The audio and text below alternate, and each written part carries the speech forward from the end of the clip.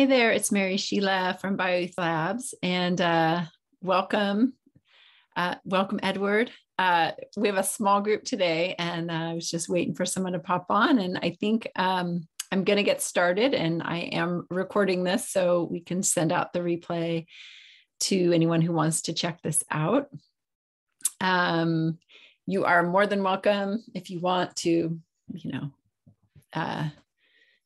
turn your video on and say hello, but also fine if you aren't comfortable with that.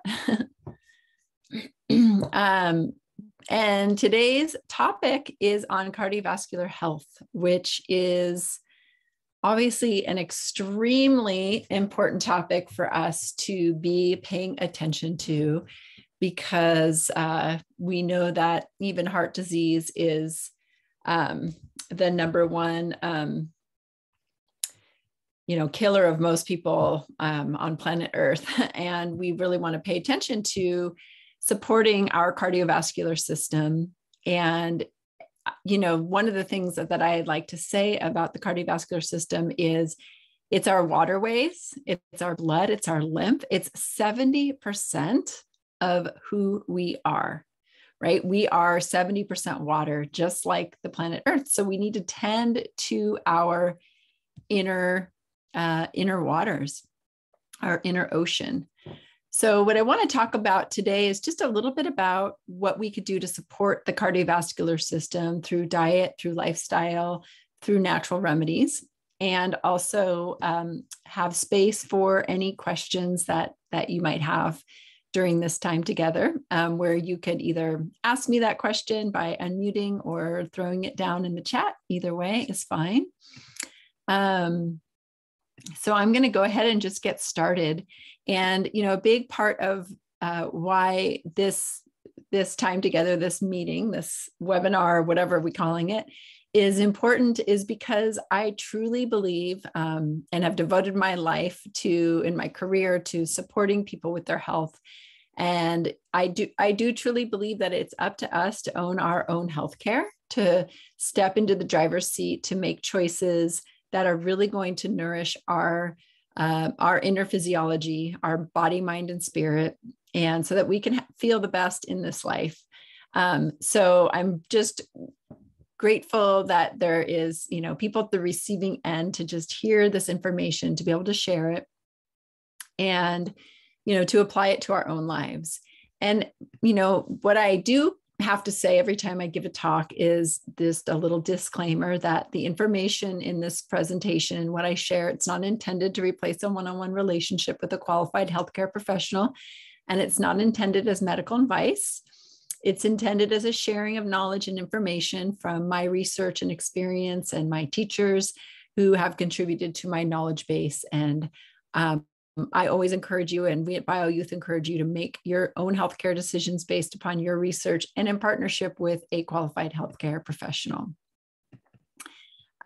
So let's dive right in, and just even talking about cardiovascular health, we can talk right about the heart, and our heart that beats 100,000 times every day, pumps between 2,500 and 5,000 gallons of blood through all 60,000 miles of blood vessels throughout our body. I mean, that's kind of outstanding and amazing. And, I like sharing little things like that because it does make up all of our blood vessels, our veins, our arteries, our capillaries. And its primary function of the heart is to pump blood, oxygen, and nutrients throughout the body, while also aiding in the removal of metabolic waste. So we definitely want to have a good functioning heart. We know how important that is. And, again, if we are 70% water, then we need to tend to our waterways. And if you did see some of the emails I sent out prior to this call, I was talking a little bit about cholesterol and triglycerides. And sometimes our window into the cardiovascular system is perhaps because we get our lipids tested, our cholesterol tested. and our blood sugar tested. And we have certain tests, and our doctor might say, oh, like your cholesterol is high. And that immediately kind of puts an association onto our cardiovascular system, right? And so I think it's important to kind of understand those numbers and to know what we could do about them. And, I was just meeting with a client earlier, and, her numbers are somewhat high, but her ratios are pretty good. And so cholesterol really is something that the body makes that is protective to our cells, to our body. Like every single cell has a cell membrane, and that's made with a lot of cholesterol. And cholesterol is somewhat of a patch. So if it does start to rise, we might say, well, why is my cholesterol rising? What is it trying to patch or fix? So we know we have HDL, and we have LDL, and we have triglycerides. And honestly, for me as a nutritionist, one of the more important numbers I'm looking at is triglycerides, because that's going to show like the health of our liver, which plays a big role, is very closely connected to the heart. It's going to tell us the health of the liver and the kind of the amount of fat that might be stuck in the liver. And so we want to look at those numbers and assess even how our blood sugar is doing. So they're all connected, and I'll talk about that in a moment. But we do know that there are a lot of things that can go wrong when it comes to cardiovascular health, things like arteriosclerosis, atherosclerosis, angina. All right. And there's aneurysms, arrhythmias, congestive heart failure, embolism, hypertension. There's a few more things, strokes, even things like varicose veins can show us there's a little something going on with our cardiovascular system. And generally, if we were going to look at like the root cause of any kind of cardiovascular disease, we're going to look at inflammation. That's going to play a key role. If there is more systemic inflammation in the body, that is again going to affect our waterways and our cardiovascular system.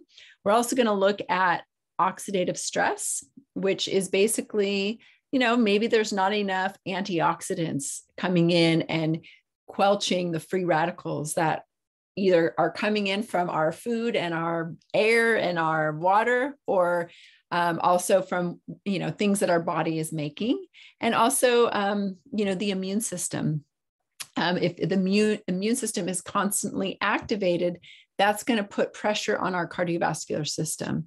And what happens oftentimes, just to give you an example of what I mean, is that if I am eating like a lot of food that I might be having a bit of an allergy to, so like, let's say I'm eating more gluten and I have a sensitivity to gluten. So I'm having an immune response every time I have the gluten. And so my immune system is constantly activated. Sometimes that activation can kind of lose tolerance and might be chronically activated. And other things might start setting my immune system off, and it becomes like this vicious circle. And that can put pressure on our cardiovascular system and increase inflammation, increase free radicals. And then suddenly we have this kind of vicious circle of inflammation, oxidative stress, and immune activation. And that again puts pressure on the cardiovascular system. And oftentimes what will happen is there'll be something called, and I always have a hard time saying this word, atherosclerosis, which is a buildup of plaque. So on our blood vessels, our bloodstream. So imagine there's like these rivers going on throughout in our own body. Rather than the rivers just flowing, there starts being this buildup of debris on the side of the riverbed. And that means then the water just has a smaller channel to go through. And it's not, it has the more of the potential of a blockage. And what happens if there's a blockage? Obviously in the cardiovascular system, that's very dangerous and it could be fatal. In a river, if we were looking at a river, it could be a backup of sludge and things could start, pooling and not necessarily moving. And there's more of an unhealthy river experience. So all of that plays a role. And if we look at inflammation, oxidative stress, and immune activation, kind of like that vicious circle of root causes, we have to look at diet. We have to look at what we're eating. We have to look at even our genetics. If we have a family history of more cardiovascular disease, then we have to, look at our own genetics. We have to look at the toxicity of whether it's things that are coming into our own body, or maybe things that are like within our own body that are producing more toxins, which could be sometimes like, viruses or bacterias. We have to look at stress and even trauma, and we have to look at our lifestyle. So we'll talk about some of those things. And one of the probably main things that we can do when it comes to blood sugar, or when it comes to cardiovascular health, is make sure we have good blood sugar balance, right? And so blood sugar is basically something that our body is always striving for. We have our body is always trying to stay in homeostasis. So what does that mean? That means if I was going to take everybody here that's listening and take all of our temperatures, we'd all have the same temperature. And if I was going to take our blood pH, we'd all have the same blood pH. If, at night, we all hopefully get tired to go to sleep, and our hormones kind of orchestrate so they help us sleep. In the morning, our hormones all orchestrate the same way to help us wake up. Now, that's what makes us humans, and that's part of our homeostasis. And blood sugar balance is part of our homeostasis too. So when I eat food, my blood sugar rises, and my body orchestrates to bring that blood sugar back down under 100, ideally like in the 80s. And then I'm good to go for a while. If I'm hungry, my blood sugar starts to rise, my body orchestrates to bring it back. So that is part of my homeostasis. I'm always striving for that. If I have blood sugar issues, if I have insulin resistance, prediabetes, diabetes, my blood sugar is going to be higher than 100 usually, and it could be way higher than that. And it could dip down dangerously low because I've lost that homeostatic regulation. Now, all of that is happening in my cardiovascular system. It's all happening within my bloodways. It's happening to my blood sugar. Blood traveling through my cardiovascular system. My heart is working hard to pump that. What happens is eventually, if I have a hard time, utilizing the nutrients of my food, the carbs, the sugars, the glucose, then that glucose stays in my bloodstream longer, and it starts sticking to my red blood cells. And my heart has to work harder and pump harder to pump that blood, because that sticky blood is thicker. So it's almost like my heart is having to pump honey instead of water, right? So it's like, if I go back to that vision of the river is like kind of like muddy river versus like a flowing blue-green, beautiful water river, right? So that becomes a cardiovascular issue. So it's as if my blood sugar has kind of flooded into the cardiovascular system and is creating problems. So, thicker blood also means it's going to be harder for all those little teeny tiny capillaries that are carrying nutrient-rich blood to our like pinky finger, our pinky toe behind the eyes. It's harder for it to get there. And that can mean that I might start having vision problems. I might be susceptible to something like neuropathy. I might have high blood pressure. I might have higher cholesterol because it's putting pressure on that system. It's pressurizing it, right? Because it's this thicker blood. And so that's where probably the number one thing when it comes to blood sugar balance, when it comes to cardiovascular support, is blood sugar stability. So that means like we need to get our blood sugar in gear. And I know that's like, probably easier said than done.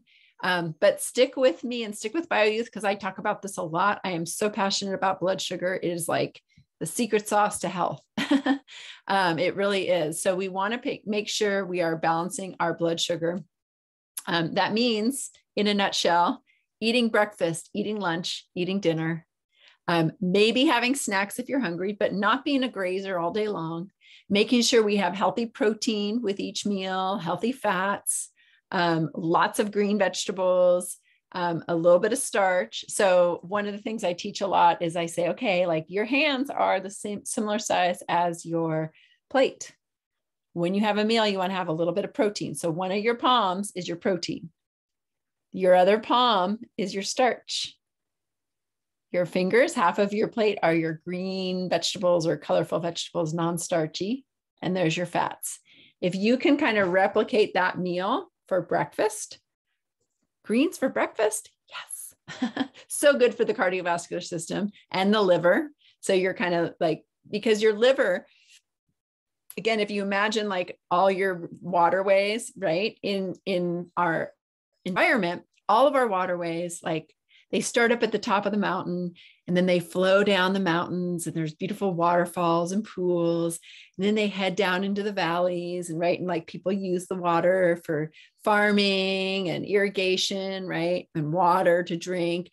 And then eventually, where does that water go to get? And then, you know, by the time it gets there, maybe it's not as clean as it was started out at the mountaintop. It goes to the ocean. And the ocean, with its salt and its churning and its waves and its upwelling, cleanses all of the earth's water. Then the water eventually comes back up, moves back inland, snows and rains on the land, creating more fresh, clean water, right? So we've got the hydraulic system of the planet Earth. Well, that's what's happening in our bodies too. So where is our rivers getting cleansed?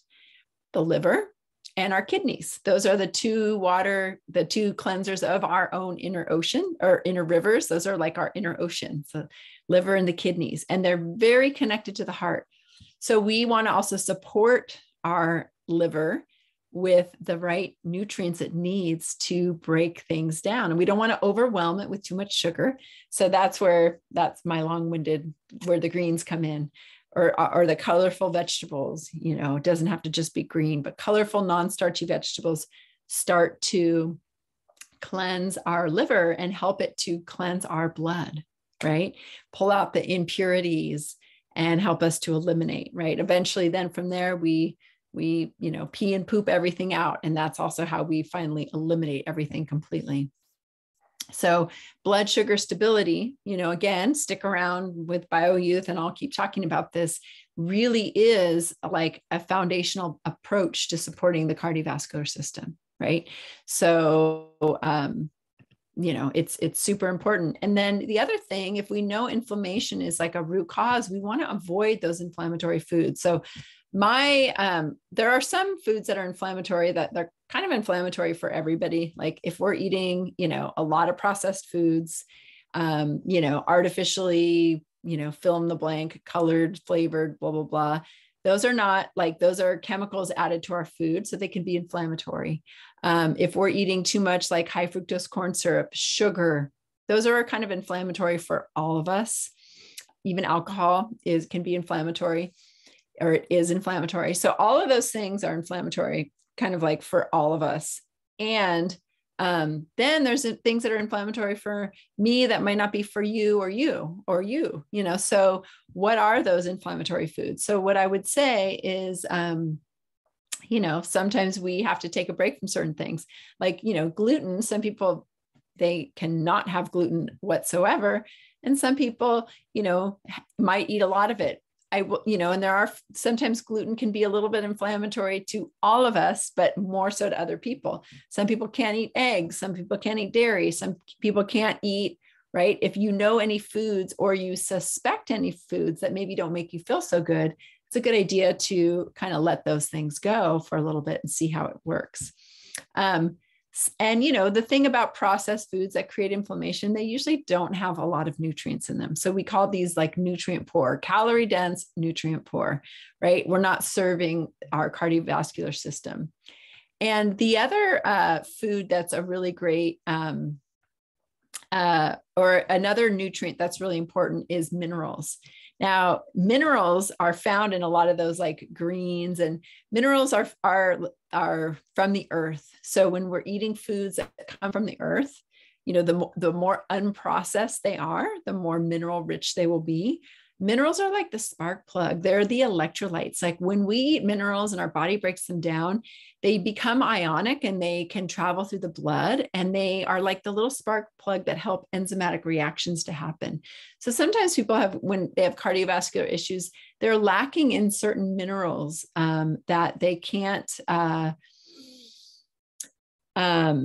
they're just lacking in those minerals, and there's not as much like electromagnetic kind of processes happening in the body and enzymatic processes happening in the body. So mineral rich foods, again, like green leafy vegetables and, proteins and beans and all kinds of things and nuts and seeds are going to have those things. So really we want to say, like, as food as least processed we can is going to be more nutrient dense. And then the other thing that can affect the cardiovascular system is just toxins in the environment, like agricultural and industrial chemicals, air pollution, cigarette smoke, radiation, heavy metals, infections. So we do want to be mindful of, what we are exposed to. And, we can't always help that thing. I mean, where I live now, there's a vineyard a couple doors down, and, it might sound glamorous, but they're spraying stuff. And it really is a bummer that they're able to spray chemicals in my neighborhood where I live and raise my family, so I could move, I suppose, but that's not going to happen anytime soon. So instead, I'm just going to do my best to take care of myself and keep my pathways of elimination and my detoxification pathways as healthy as I know how to do with the right foods and proper hydration that I can, right? And the other thing is, we do know that stress can be really hard on the cardiovascular system, and even a lot of trauma. I mean, I will say, like, if you think about the heart, like, what do we think about emotionally? We think about love, right? And so the opposite of love would be, maybe like feeling angry and maybe not forgiving, not having forgiveness in our heart, right, can make our heart kind of very bitter. Like if we think of love, we think of sweet, and the opposite of that would be kind of like bitterness. So there is a property there that supporting our heart with love and starting with ourselves is a really key element to healing the body, right? Stress is, I sometimes think, I don't know if this is like a scientific thing, more of a maybe just something to say, but like I often think about like when we're super stressed or we're maybe talking negative about ourselves, it's like ourselves hear everything that we say and think and feel, right? And so, do ourselves want to hear like, oh, you're such a jerk, da, da, da, or, or like, hey, you're doing the best you can, I love you anyway, right? Just like we would tell, our children, or we would want somebody to tell us like, well, it's okay, you messed up this time, but it's all good. Like, let's just do better next time or whatever. So we want to give ourselves that same love and let go of regrets and things like that, because, gosh, those can literally kind of like eat us alive. The other thing I want to say when it comes to cardiovascular health is the need for like movement and just paying attention and tending to our lifestyle, right? Like when we're more sedentary, we're not meant to be sedentary. We are meant to move. And I know like there comes times in life when everybody has different limitations, but movement is key and very cleansing to the cardiovascular system. So getting up, even if you have a desk job and you get up and you stand up and you sit down and you stand up and you sit down throughout the day, that is going to increase the metabolism and get your heart even like, making things happen a little bit more. But movement and exercise and walking and whatever kind of exercise is really key to supporting the cardiovascular system. And so is sleep, right? That's going to be another important piece of the puzzle. Let me see, what else do I want to say? Another thing I want to talk about, another key nutrient that I think is really important is talking about the kinds of fats that we eat and are exposed to. And so my one general rule of thumb that I have when it comes to healthy fats that support the body, because, and I'll preface it with this, like fats can be extremely inflammatory. And that's so weird to think, like the fats that I eat can be inflammatory. Like there's different kinds of fats. There's saturated fats, which we come mostly from animal fats and like coconut oil. And it just means like they're totally solid at room temperature. That's how you know if it's a saturated fat. Then there's monounsaturated fat, which is not tend to be, that's like olive oil and macadamia nut oil, and avocados have a lot of monounsaturated fat. Then we have polyunsaturated fat, and we've got two of them in there, omega-6 and omega-3. Now, these are called, for short, we call them EFAs. They're essential. Like we need to get them from food. We don't make them. We can actually make a little saturated fat. These guys we need. The thing is that we need about 3 times as much omega-6s than omega-3s. So that means, for every like, 3 I get here. So this is like, for example, like hemp seeds. I don't know if you've ever eaten hemp seeds, but hemp seeds have the perfect ratio. Most nuts and seeds have a little more omega-6 than omega-3, but it's like the perfect ratio. The thing is that we have like manipulated our fats and oils, and we've learned how to make all these refined vegetable oils because they're cheap and easy, and there's a lot of subsidies out there. So there's all these refined oils like canola oil, corn oil, cottonseed, Crisco, grapeseed oil, margarine, peanut, rice bran, safflower, okay, sunflower. Those are all refined seed oils. They're newer on our, human diet. We didn't have these like, 100 years ago, probably, maybe 1 or 2 of them, but like we didn't have them that long. The problem is they're hidden in everything. If you have a salad dressing in your fridge, go see if I mention one of those oils that's in there. If you have like a hummus or a dip or a spread or a whatever, or crackers or chips or cookies or, healthy gluten-free, they're in everything, and they're inflammatory. We do need a little of that. It helps with our inflammatory response. We're supposed to have 3 to 1. The typical standard American diet today is 20 to 1. Sometimes people have 50 to 1. So we need to take those oils out, and we need to just be eating like nuts and seeds and making our own salad dressing with good old-fashioned olive oil, right?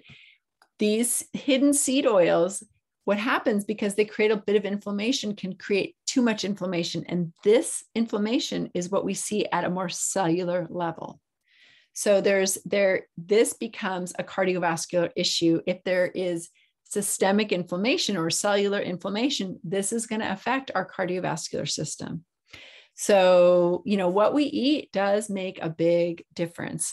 So for me, I think like the best way to get in here, and I'd be happy to share a video of this at some point in my kitchen, is like make your own salad dressing.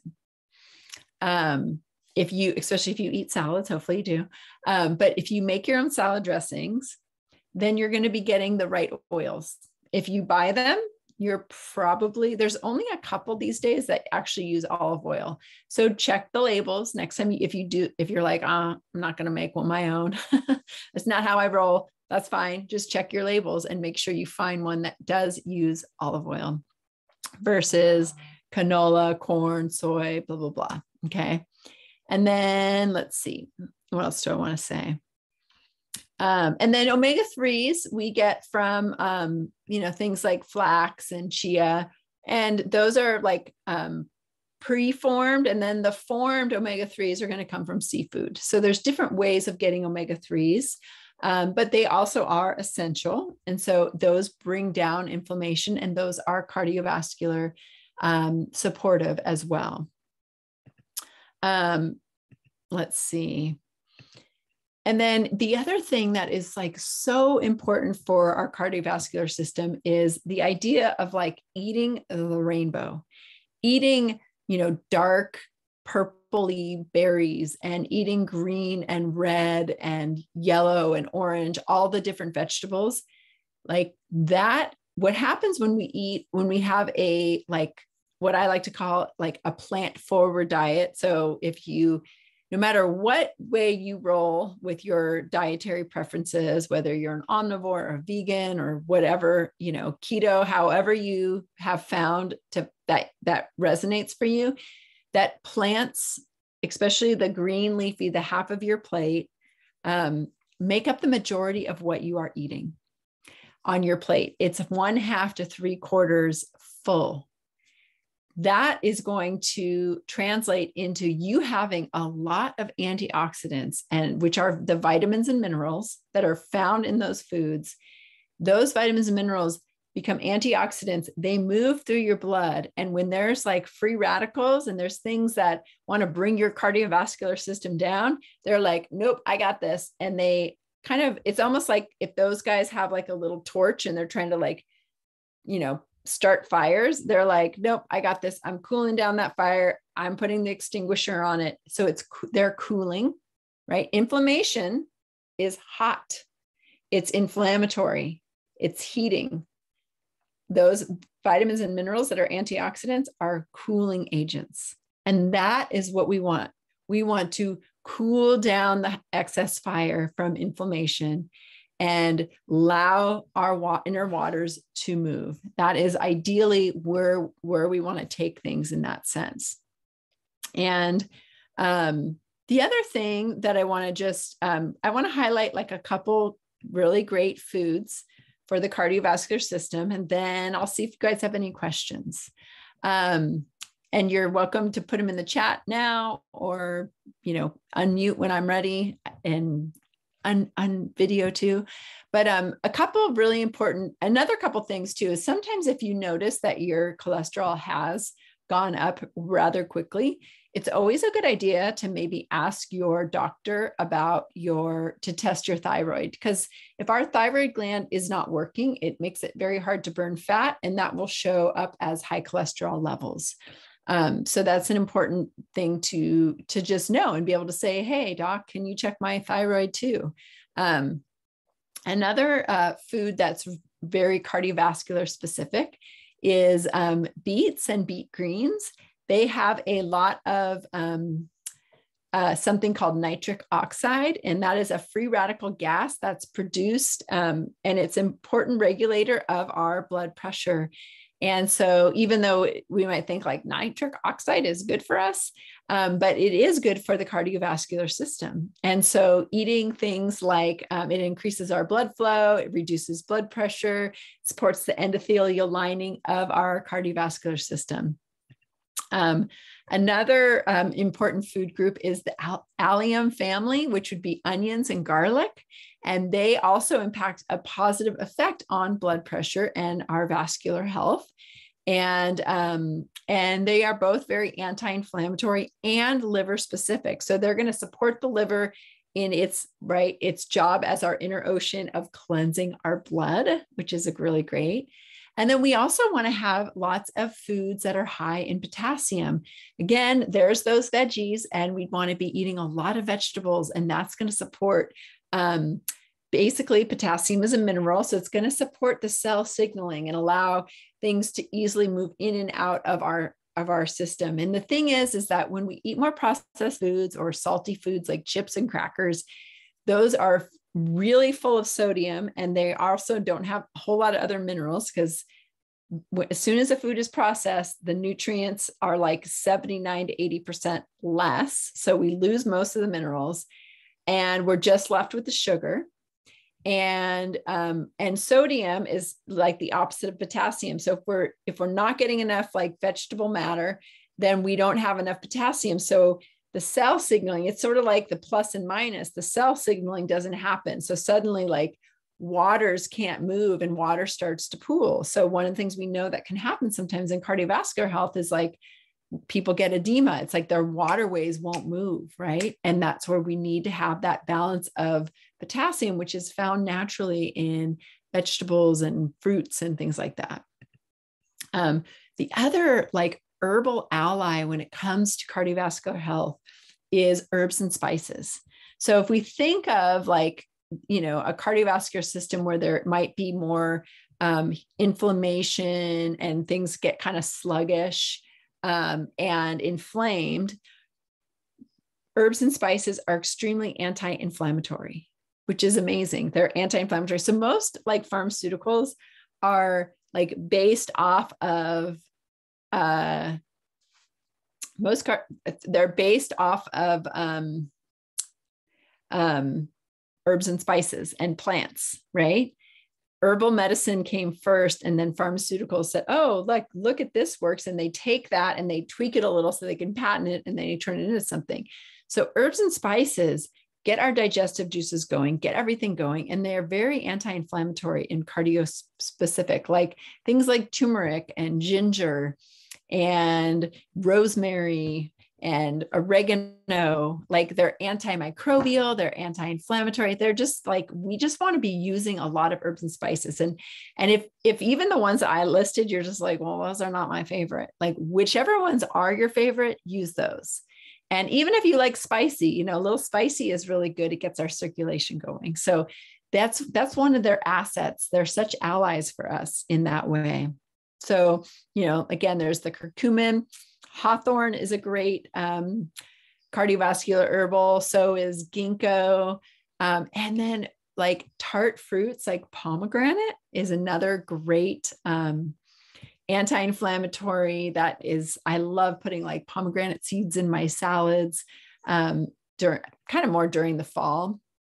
And there's another nutrient. There's two nutrients that are very cardiovascular specific. And one of them is vitamin D is actually a great cardiovascular support. I mean, vitamin D, like I could go through like every single body system and be like, vitamin D helps with this system. Vitamin D helps with that system. So that's an easy one to get tested and to see if you need to take more, to take some because you're maybe low in vitamin D. It's a pretty easy one to see where you're at. We also know, during this whole COVID experience that it helps support the immune system, helps the lining of the gut. But one of the things that it does too, and I think this is very important, I'm glad I'm going over this now as well, is that like, let's say I eat something that has vitamin D, or I go out and get sunlight, which is a great way to get vitamin D, or I take a vitamin D supplement. So I do any of those things. And then I'm eating something that has calcium in it, right? So the vitamin D and actually magnesium are going to help me get the calcium out of my bloodstream, out of my digestive tract and into my bloodstream. Now there's one caveat here. Calcium is a rock. It's a mineral. It doesn't like know that it needs to go to our bones. And it doesn't know that we don't want it in our arteries and vessels and stuff. We want it out and into the bones. So how does it get there? Calcium gets to the bones or out of the arteries with the help of another vitamin called vitamin K2.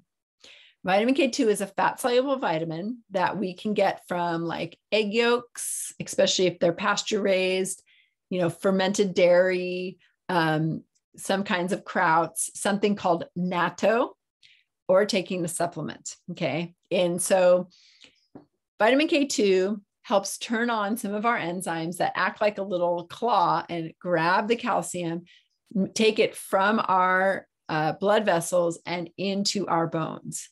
So it is an essential vitamin, fat soluble vitamin, that we need to have to like do that job. Because what can happen is if calcium doesn't have that escort out of the blood and into the bones, it can start to build up in the bloodstream.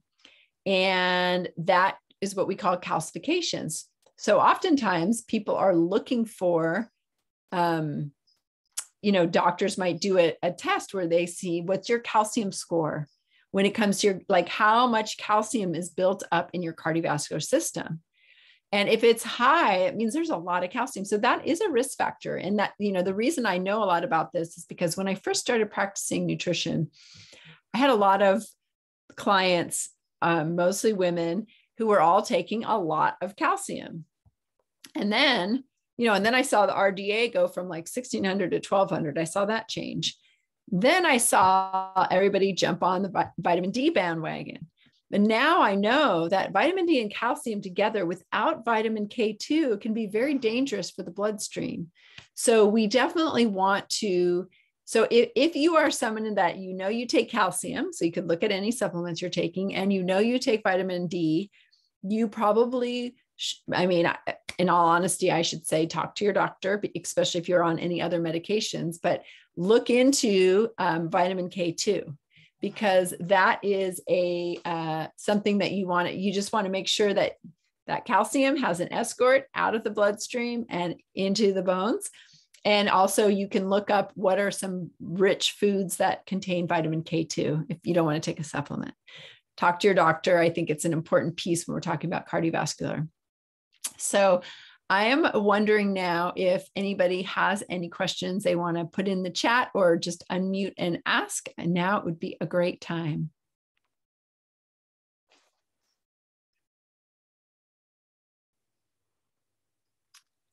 All right. And it is A-okay if you don't have a question. So that then kind of wraps up my cardiovascular support call, unless I see any questions jump out. But I just want to say thank you so much for joining me today. And I hope this is helpful. And you can also throw down in the chat if there's another topic, or even another topic that you'd like to hear me talk about, and or maybe something I talked about, but you'd like me to take a deeper dive so that you have more of an understanding.